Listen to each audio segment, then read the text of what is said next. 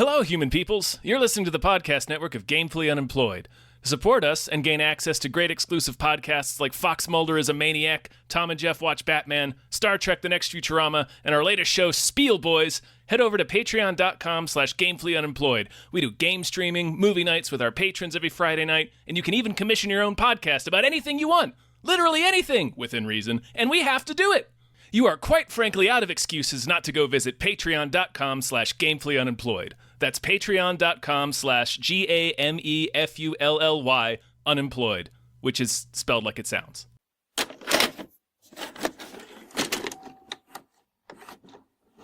We're all gonna die anyway, Tom. Man, Dave, you're just spitting wisdom and truths. Yeah. Little truth gems for adventurers to come steal with hats and bullwhips. Hi, everybody. Hello, everyone. My name is David Bell. My name is not. It's Tom Ryman. And we just watched Blink Twice.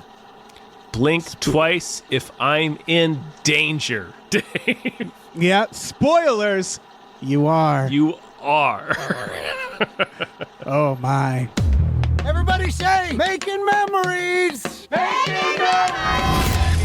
You having a good time? We're having a great time. We're drinking champagne and we're eating amazing food. So do you think the human sacrifice is before or after dinner? Before we get started, I feel Sure. like it's warranted to say that this movie is one big trigger warning, right? They put a trigger warning at the beginning Yeah. of the film, in point of fact. Yeah.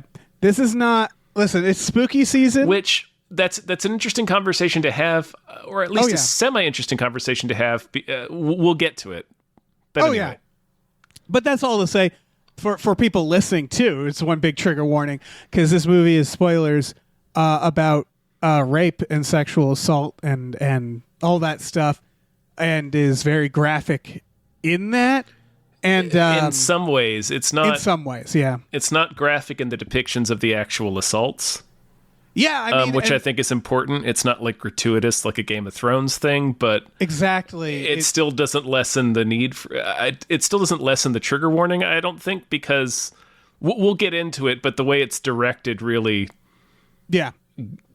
really scrapes a nerve in that direction. It wants you to be horrified by it. Yeah. And so that's all to say it's not shot in an exploitative way. No. And that's good. It's good. Like It's- Game of it's- Thrones it's is shot- more... It's shot like the blood orgy from Event Horizon. Yeah. And I would argue like Game of Thrones is... I would say worse only because it's using it for shock value purely...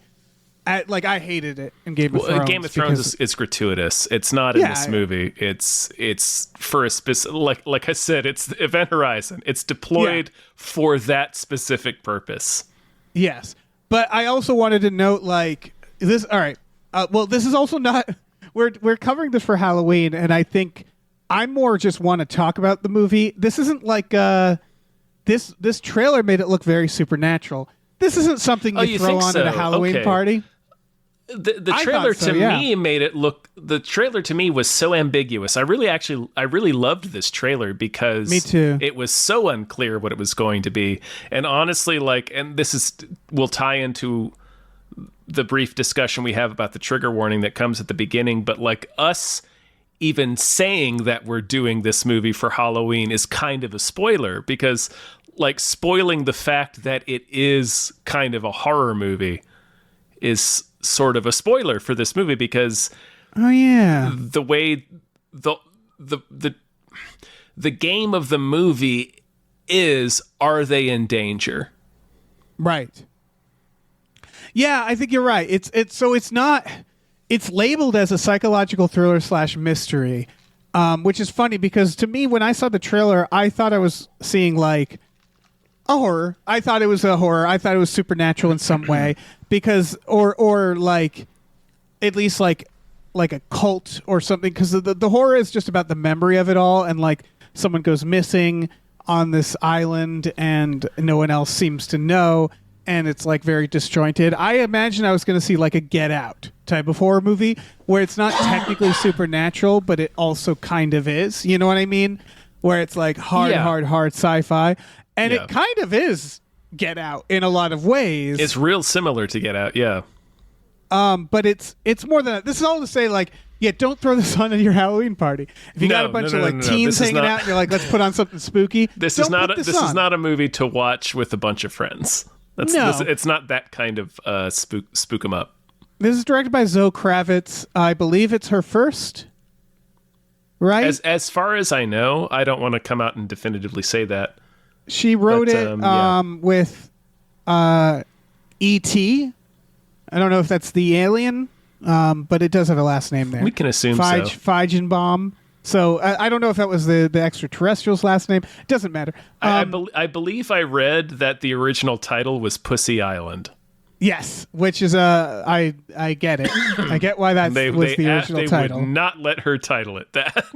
Honestly, it doesn't matter. You know, like Blink Twice works. I think Blink Twice is actually a much better title. Like, I think Pussy Island, again, back to the trigger warning and us classifying it as a horror movie, I think it spoils the movie. A little bit, yeah. It's hard because it does need that trigger warning, but it does kind of spoil it a little bit. It's an interesting conversation because it needs the trigger. Like, I understand the need for the trigger warning, but the trigger warning spoils the movie. Yeah, I guess I didn't. It's funny. I didn't put two and two together right away. I just like a trigger warning like that. I was like, that could mean a lot of things. You know, like it could have a moment where a character who's like a murderer, like sexually assaults. But I also like, I'm bad at mysteries. I realize, like, I don't try to get ahead of the movie that much. Enough where whenever there's a reveal, I always go like, oh, fucking of course. You know, it's that moment. Usually. Yeah, I'm usually the same way because I'm usually just kind of like with the movie on a step-by-step basis. I become a golden retriever when I watch movies a lot of the time. Yeah, me too. Anyway, me too. If I like them. Exactly. If I'm into it, if I'm vibing with the movie, I'm just going with it. If I don't like the movie, that's when I start to pay attention to everything that's wrong with it. Right. Well, we're on the title. I think that's also why I thought it was a horror movie because so Pussy Island does feel like slightly better only because I'm sick of horror movie titles telling me to do things, to smile or to get out or to blink twice. Yeah. Like they're all commands, which is to say, like, I feel like people might think this is a horror movie based on just that title too. Oh, interesting. Okay. Like, I wasn't sure what to make of the title, honestly. And I felt it was what we were just talking about where I kind of felt Golden Retriever dumb. Oh, yeah. When they let you know what the title is a reference to in the movie, it's like, oh, right, of course. Right. It's a joke / meme. It's a little old, but it's like kind of right on the verge, I think, of being too old to be relevant. So it is. Says to Kyle MacLachlan, blink twice if I'm in danger. Exactly. Blink twice if I'm in danger. And that was totally a thing when... like, I remember that being a joke that we were all saying for a brief moment in time in like the mid-aughts.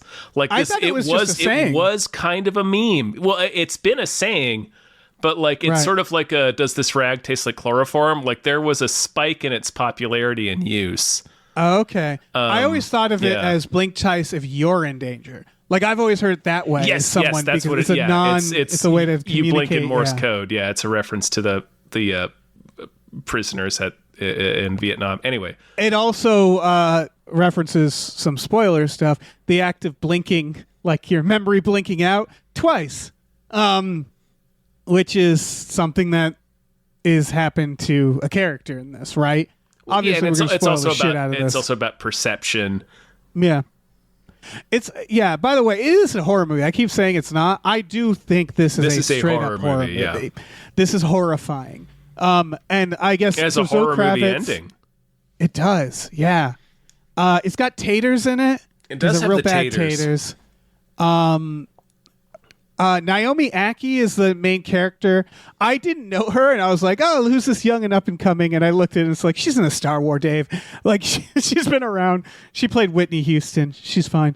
It's got Maybe. It does have Maybe's Maybe. There. Maybe that's. My biggest criticism of the movie actually centers around Maybe. Okay. It's got Christian Slater. I love the casting, by the way. The casting is incredible. Haley Joel is... Spoilers again. I knew he wasn't gonna make it, no matter what the movie was about. I was like, of course. holy Haley Haley Joel Joel's is not gonna make allowed it. to survive movies anymore.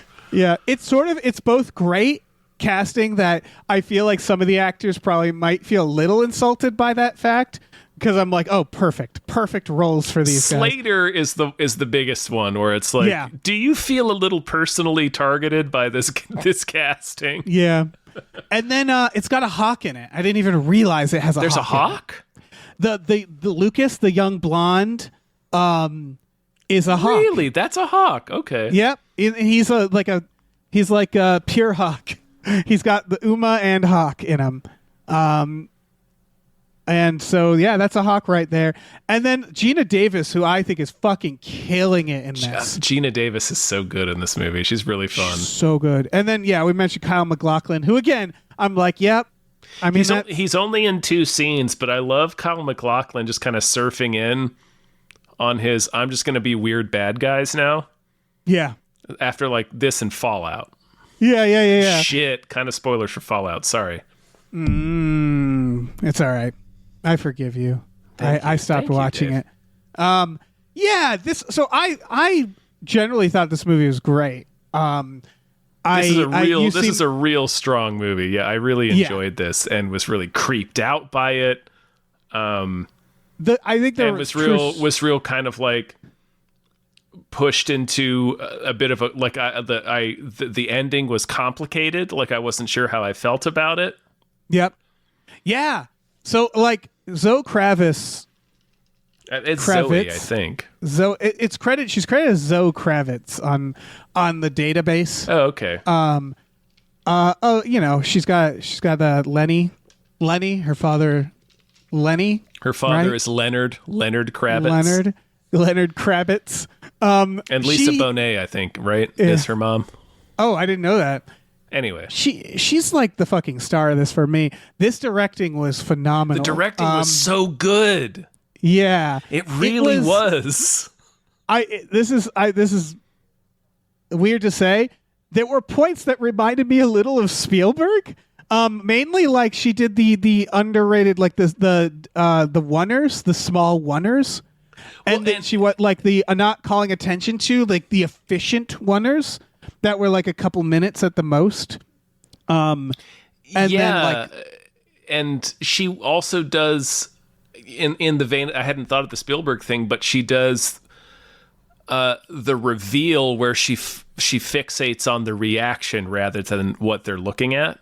Yes, a lot of that, and then like the pacing wasn't Spielberg, but the pacing in this movie I thought was incredible too. It really like that was part of why the twist worked so well on me, because the whole movie is paced in this way like that's a little disjointed because of the nature of what's happening. We should probably explain the plot. Yeah. Again, people should just watch it, but it's about this this young woman who her friend maybe they're wait staff together. And she's obsessed with this, tech bro billionaire. Yeah. Played by Taters. The Channing Taters. Yeah. And he's, again, perfect fucking casting. And he has an apology video. It really is. I wanted to pause on that real quick because it made me think of... we said already that we were going to spoil the shit out of this. That's fine. Yeah. But we're also going to spoil other things in this. Fallout, for one. And also I'm about to spoil What Lies Beneath. Because casting Channing Tatum in this role is stunt casting in the sense that it plays with our expectations, where we're not sure how hard to suspect him because we don't want to suspect him because we all like Channing Tatum because he's never been a villain, really. Right. And I actually did think, like, because they do some red herrings. They talk about his therapy sessions. Yes, they do. They do a lot of red herrings, actually. And I thought there was going to be something like he was the victim. Like a mind control or something like that, yeah. Yeah. Spoilers, he is a victim of something, but he's certainly not the victim. He is the villain. They make him more of a complex character in that regard, where they're sort of talking about how trauma works and so on and so forth. And he is phenomenal in it. He's terrifying. I found him terrifying. He is genuinely very scary in that last scene. He's certainly acted before. Like, and what I mean by that is like he's done roles where I'm like, damn, Channing. like Foxcatcher. Foxcatcher, yeah. Yeah, but this is another case of that where I like had forgotten, and I was like, "Holy shit!" Right, where man. he can be very intense. Yeah, when he says, "You're like my best friend," and I was like, "Fuck!" That was like blood curdling when he said Yeah. that. That was like a gag reflex when he Yeah. says that. Because he's like, he still has the "I'm charming" Channing Tatum vibe. And it's in that moment the reveal is that he's had her to the island so many times before. Yes. Yeah, so It's such a gut punch. yeah, she meets him at a party. He seems infatuated with her, like in love with her. Yeah. Which again plays into it because, spoilers, he probably thinks he is. Like, that's the thing. Thinks he is what? In love with her. He probably, I'm sure Yeah. you're right, yeah. And so he's like really like nervous around her and romantic, and he He's brings her cute to around her. Like, you see why Yeah. she's into him. Like, and Yeah. you see why she trusts him. Right. I will say I never quite like the apology video stuff. I was like, well, that's got to be foreshadowing. But Oh, right. it was- we know that he was canceled, quote unquote, briefly for something, although they never give us the specifics of what it was, I don't think. right. So you know like where the movie is sort of heading, and I never quite trusted him. And that's what again, I would 'cause say to that is because we're sort of primed not to trust him. Yeah. But if you took his actions and his behavior out of context, it's like he's being so cute and so charming in their meeting. It's like, wow, this tech bro billionaire guy is like really kind of sweet. Okay. Right, and you start questioning, like, oh, maybe Yeah. there is something more to this. He brings her to his island, and she meets like his posse.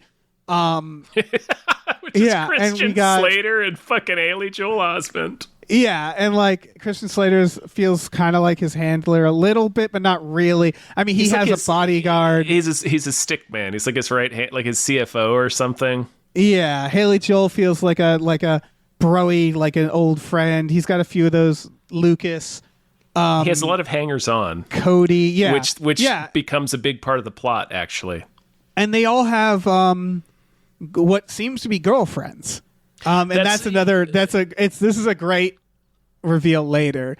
Yeah, but they it's- all have like women around him that seem like they know them well. Yes, it was the hangers on thing. I want to just, I guess, add to that. It's this movie weirdly reminded me of BioShock in the sense that it uses the medium and the way that we interact with or consume the medium to trick us.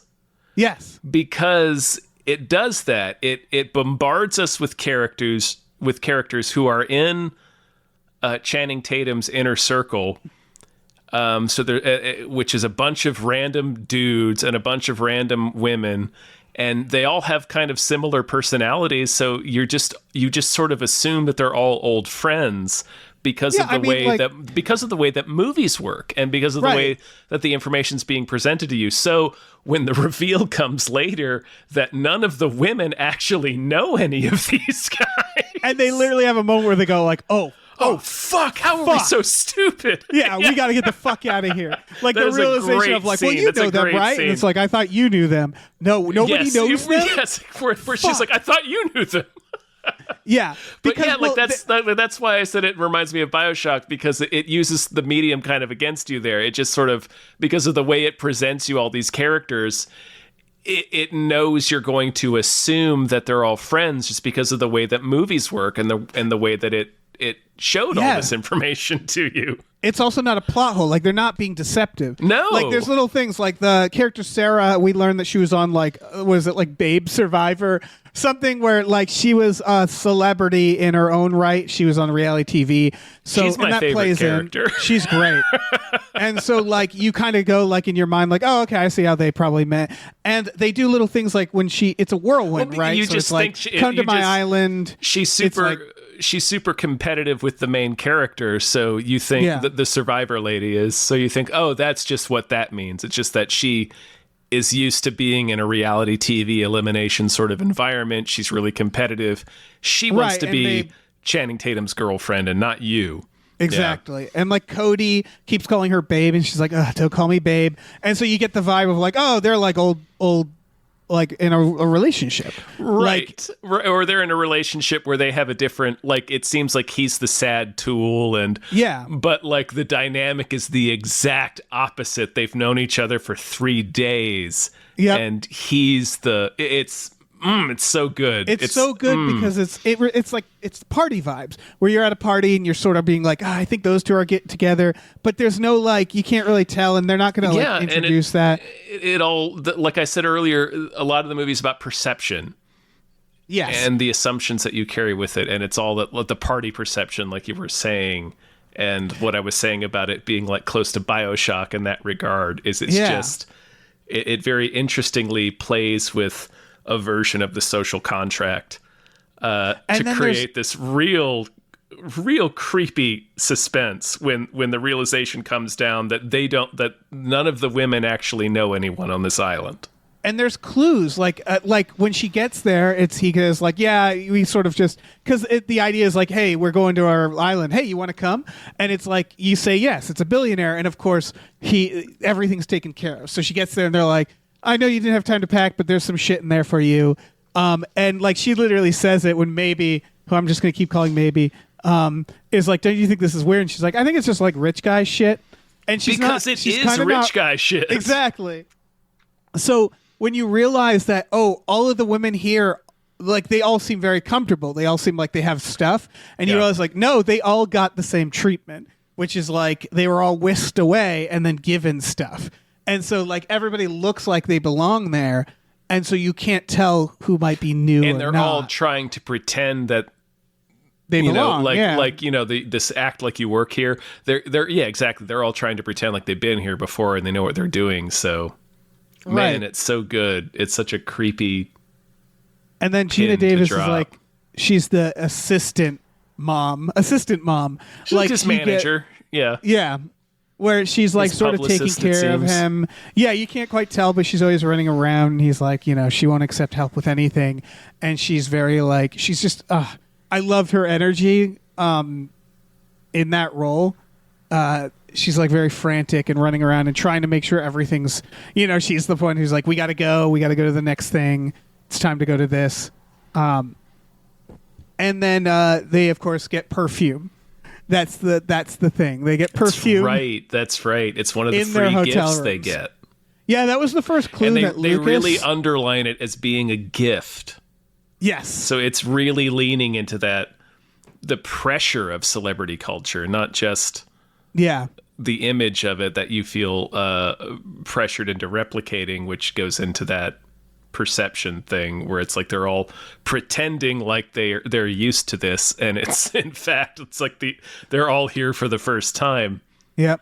And some of the clues of who may or may not, because at one point Hana caught this, like Lucas, she says like, you smell good to Lucas, and you realize like, I think he's also wearing the perfume.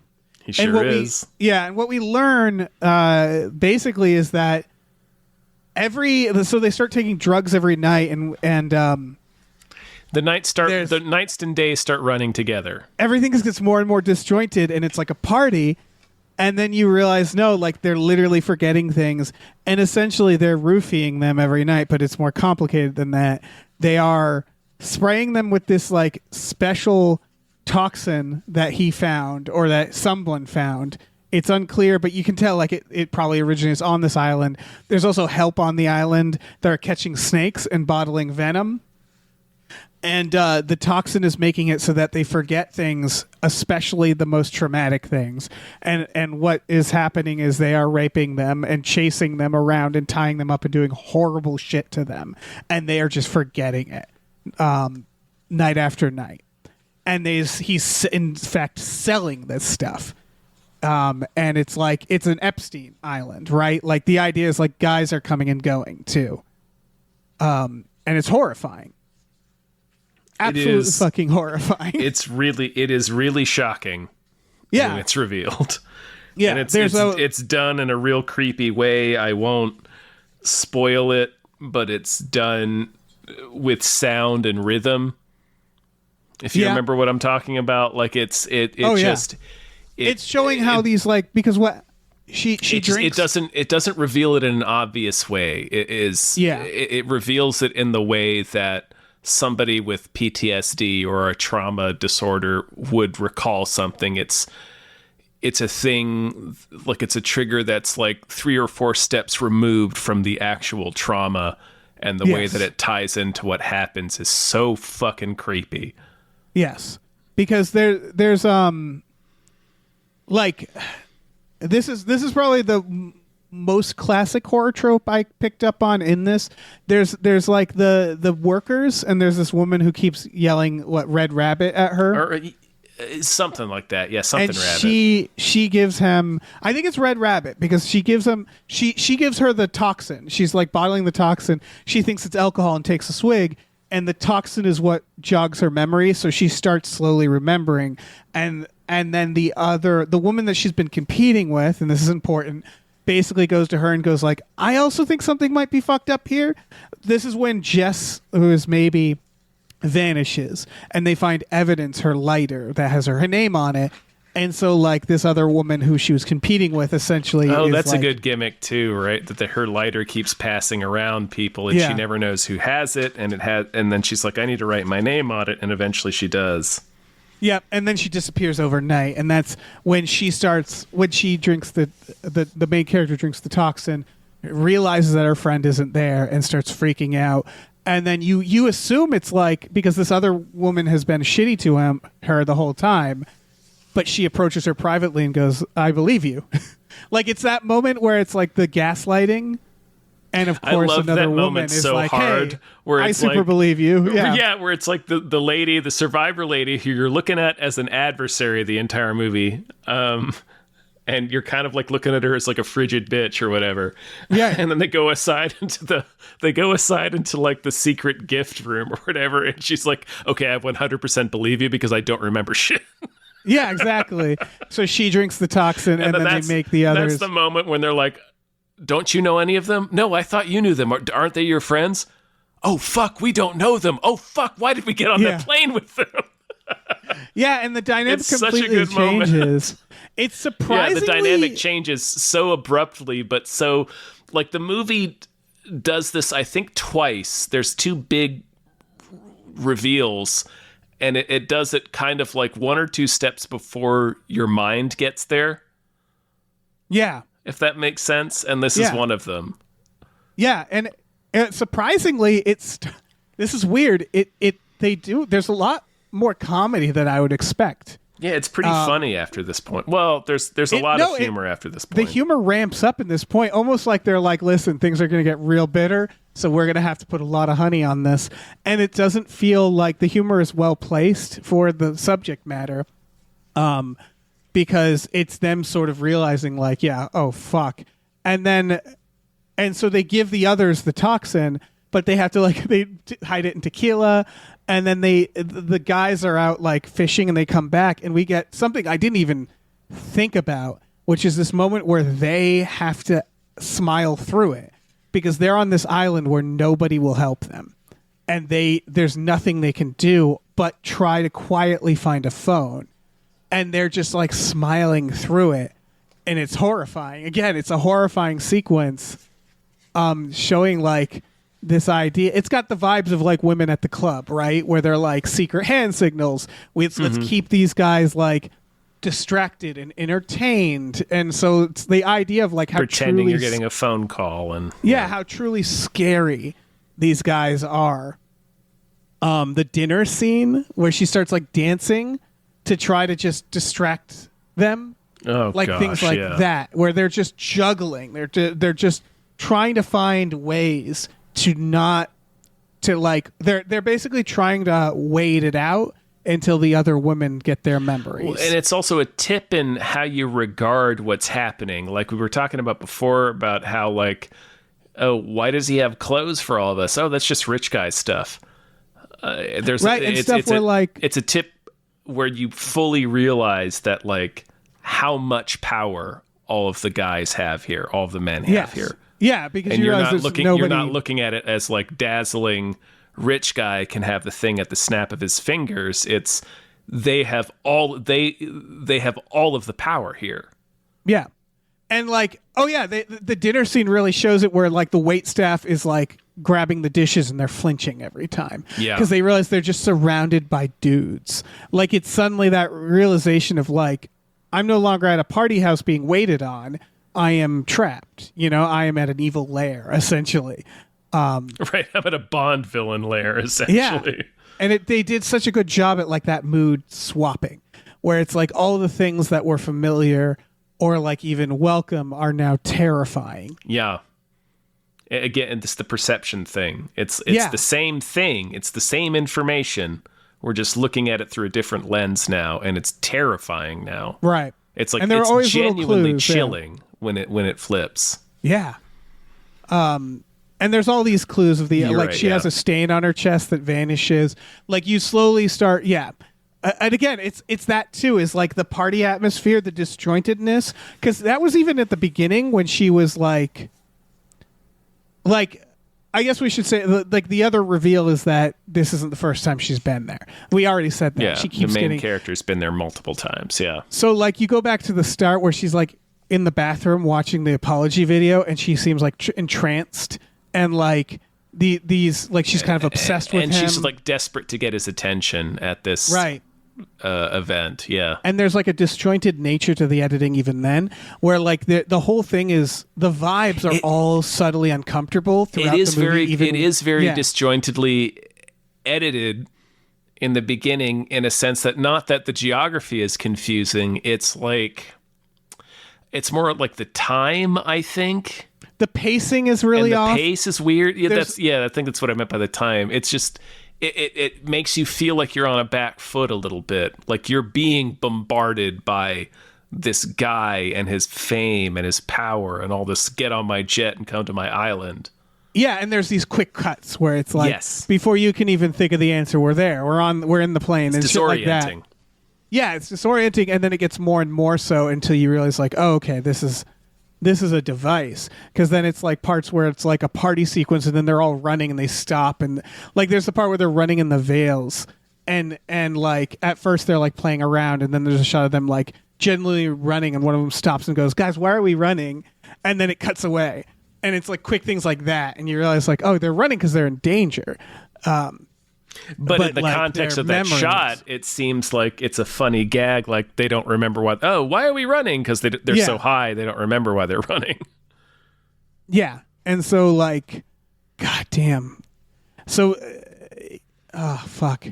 And then of course the other women remember as well, and basically the cover gets blown on account of Haley Joel getting stabbed in the neck.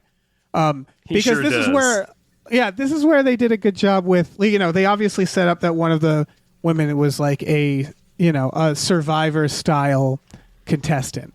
So it almost becomes, this is weird to say, like it's almost like revenge genre, like in the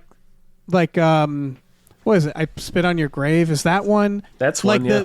the old like the rape revenge. The recent Specifically. film Revenge. Yeah. Oh yeah.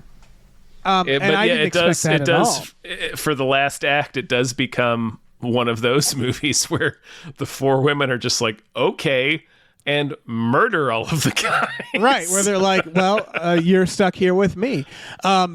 And it's sad. It's. I think the movie needed that because it was kind of cathartic after all that. Well, and it was also sort of, I think it's to the theme, right? Because once they saw the machinations, they were like, oh no, fuck this. And like once they saw, I guess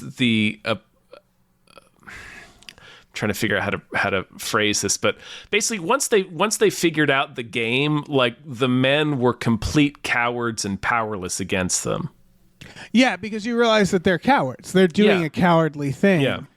And So it's they're- like it's about like how men create systems to keep you Right. in place. But for the record, once they you also figure out killed there's yes, Jess. they So- killed the shit out of Maybe. Yes, they did. Yeah, so that gives the hazard of like why Yeah. they can't just stop and go, "Fuck you guys, let's get out of here," because they are indeed like they need strength in numbers. Is the idea? They're like waiting. Right. Once they get when it's just the main character and the survivor lady, it's not enough. But once they get the other two on board, there's no going back. Yeah. We learn certain things like, it is Red Rabbit, because the idea is one of the things that keeps happening is she paints animals She on paints her nails. Yeah, it's like her Instagram business. She paints animals on her nails. Right, and the last time she was here, she had a red rabbit on her nails, and that's why the housekeeper was saying that. And the housekeeper, so the classic trope with the housekeeper is scary seeming person who's actually there to help. Right, Is a it's the very Home common Alone horror trope.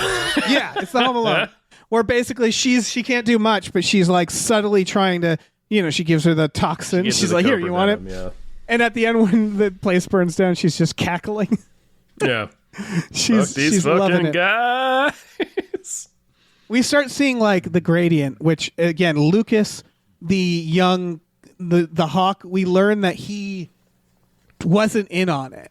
And like, there's a part where they start killing him. He's like, what's going on? We're such good guys. And what we learn is, as Channing Tatum puts it, like, he didn't do anything at all. He didn't help them either. Correct. He didn't do anything, period. And then Gina Davis is the other side of that gradient, which is she gives her the toxin, or she does the shots, and she remembers it all, and she's mad because she didn't want to remember. She's an enabler, essentially. Yes. Her thing was like, she knew it was happening. She was taking the toxin so she didn't have to live with it. Correct, yeah. Yeah. Which is an interesting... it's both versions of an enabler, right? For a movie that's very about like an Epstein Island with these very evil people doing this thing. Cartoonishly evil. Yeah. Right.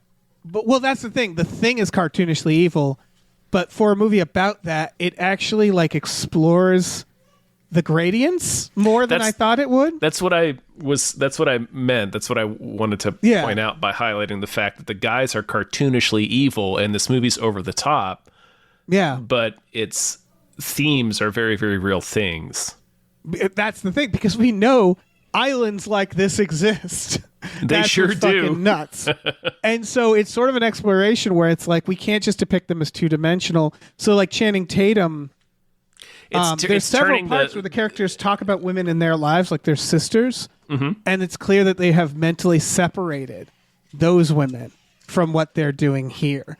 And then we get a reveal that Channing Tatum, who kept talking about how he doesn't remember his childhood, you realize that that's probably by choice or something.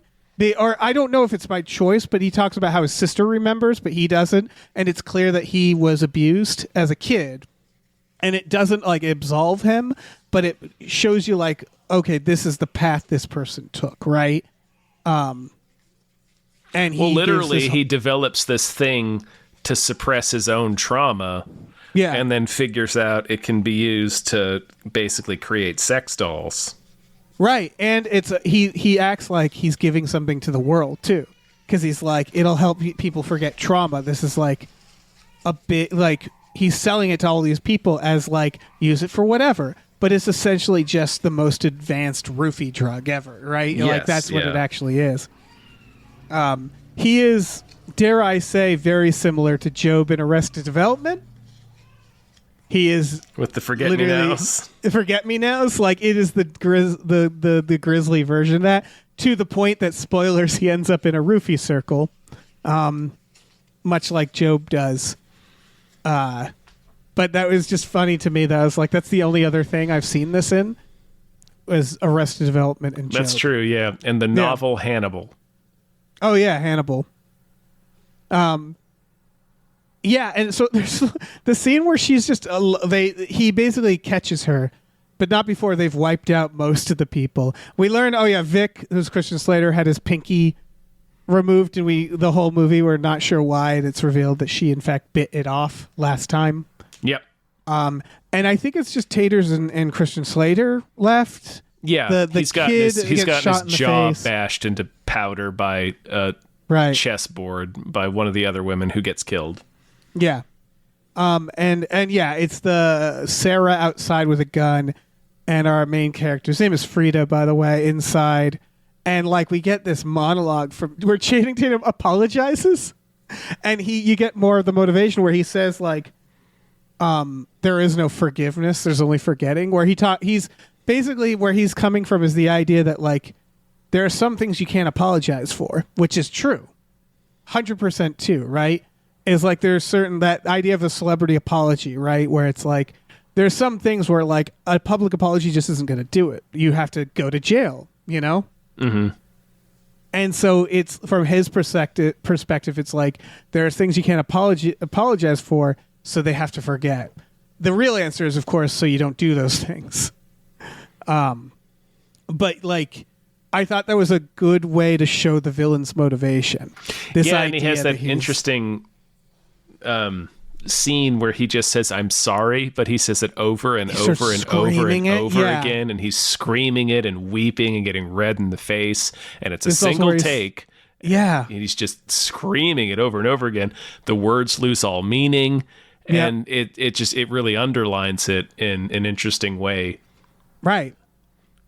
And like he's coming at it as like, if the problem is that you can't give an apology and that's enough, which like it was interesting because it's like, yeah, I bet that's what a lot of these rich jerks identify as the problem, right? Yeah, I bet that's how they rationalize it. Yeah, because that's what he's doing. It's like, well, like, what can I do? I can't apologize. You see how apologies don't work? It's like, well, yeah, sure, but like maybe don't do the thing you did in the first place. Exactly. And the real answer is some things just simply can't be forgiven, and there has to be accountability. And yeah, that's not even on his mind. And then yeah, that's when he says, "You're like my best friend" to her as well. It's chilling. It's a very fucked up scene. And we've also had the vape the whole time, and the reveal is that vape. Yeah, that's been a running gag throughout. He's just vaping, which people do. It's in the preview. Yeah. And she switches basically his vape juice with the perfume, and he gets put into a roofie circle and is basically can't remember anything for more than like 10 seconds, it seems like. Yeah, she gives him permanent memento disease. Yeah, but like a tighter circle where he trips over a body and goes like, "What happened to him?" and looks up to Christian Slater, "What happened to you?" and looks back at the body and goes like, "What is that? What happened to him?" Like he can't hold on to a single moment, and for that reason he keeps smoking the vape too. Like he forgets the vape is even the problem. And they start a fire, and the reveal, of course, is that she has dragged him out of the fire and saved him, and then the ending is she marries him and uses him essentially as a puppet. And Kyle MacLachlan goes to jail, which implies that like, you know, she's not gonna cover it up. She's gonna the people who are Kyle MacLachlan does not go to jail. He gets taken away, right? Doesn't he? Maybe. I could have sworn at the end I watched he gets this approached. a week ago.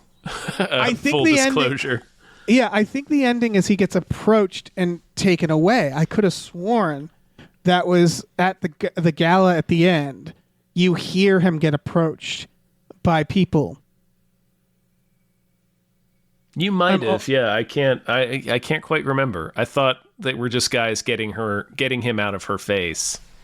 Maybe it might have been that. Yeah. So I guess that's ambiguous. Basically, the ending is she uses him to then it takes over his empire is the main thing. And yeah, that's where it's like that ending is interesting, right? Like you said, you were torn about that. Right, because it requires her to cover up Maybe's murder. Right. Maybe fully gets murdered by these guys because she remembers first, and she has that recall memory where she remembers that they broke Maybe's neck. Right. Yeah, because Maybe gets bit by a snake is what happens. Right. She gets bit by one of the snakes. Yeah. I mean, I think it's supposed to be you're not supposed to feel great about it. Because I think the idea is everybody's in it for themselves, right? Right. Like there's an implication that she is, in fact, not going to be great. Like I'm sure it's from the beginning. Like she's sort of treating Maybe like baggage. And is really just focused on getting Channing Tatum's attention. Right, she gets what she wants in the end. Yeah. She marries the rich guy. Yeah. And like, because her dragging Takes him over out. his life, The other basically. woman says like, "Are you sure about this?" And she's like, "Yeah." Like, and she basically enslaves him. So you don't feel bad for what happens to him. He gets a fate worse than death, and that's fine because he's done a horrifying thing. But it's also there's the question about like, I think there's a running theme of what trauma does, because again the reveal is that he also had trauma. And he used that trauma to victimize other people, which I don't think is an unusual thing, you know? I think that there are cycles of abuse, right? Like someone who hits their kid might have been hit themselves as a kid. Like, I think that's a common thing. Well, yeah, and that's woven into this movie, too, with Channing Tatum. Exactly. And so, like, the ending sort of reflects that, too, which is this is a person with a lot of trauma who's now in power. And it's sort of a question of like, is she going to seek justice? I want to watch the ending again to see the Kyle MacLachlan thing, but I think maybe that was also meant to be ambiguous because it cuts away, so you never really see what's going on in that moment. Yeah, maybe. And it's sort of a like, because you're right. It's like the question of like, is she going to do the right thing at all? You know, how is she justifying this? If she's like, I'm going to give money to maybe's family. You know, like we don't get any of that. But I think that's, again, the point, right? Yeah, I think so. It's sort of this idea that there's no justice there, but you also don't know what happened to the other woman, to Sarah. No. Yeah. I think she just bounced. Yeah, I think there's a element of like people just wanting. Again, it's sort of the idea of people wanting to forget, right? For you know, what is it? They call it a gift, forgetfulness or forgetting as a gift. Something like that, yeah. And it's how she's tipped off to the perfume in the gift bag is what's doing it. Yeah. But again, I mean, it also ties into perception. It's just how the angle at which you look at a thing. Is it good or bad? Right. It's the idea of like they think they're giving these women a gift because it's the idea of like it's what they're telling if you themselves. don't if you don't remember something, did it happen? And it's like you can stay happy. But I think the reason that the movie feels so sinister even before you know that is because, and there's moments where they keep saying like something feels wrong, is because no, the answer is no. Even if you don't remember something, like they're proposing the idea that like it's still there, right? Like it's still in you somewhere. And then of course it still happened and the people who did it should be punished. But like they're sort of playing what that idea is like, you know, because I imagine a lot of victims just want to forget things. And a lot of a lot of perpetrators of things, a lot of people who victimize other people also want those people to forget things. Right. Yeah, it's beneficial to them as well. Right, and so he's presenting it as like, it's good for you. It's good for you too. And it's like, no, motherfucker, it's good for you. So she poisons his vape. Yeah, poisoned vape. Man, The what a movie's good, fucking wild. creepy ass movie. It's wild as shit. That reveal hits just as hard as the Event Horizon Blood Orgy. Yeah. Good movie, man. Good movie. I have nothing else to say about it. Yeah, I'll check my notes. We talked about Tater. It's really like, I can't fucking wait for what Zoe Kravitz does next. This was amazing.